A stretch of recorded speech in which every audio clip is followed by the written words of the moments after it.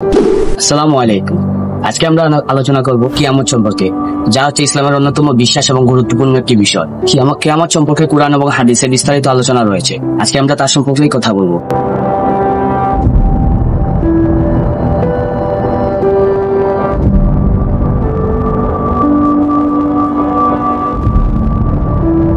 কিয়ামত সম্পর্কে কুরআন শরীফে সূরা জিলজালায় 1 এবং 2 নম্বর আয়াতে বলা হয়েছে, যখন পৃথিবী তার ভূকম্পে কাঁপবে এবং তার ভিতর থেকে সবকিছু বের করে দিবে, তখনই কিয়ামত সংঘটিত হবে।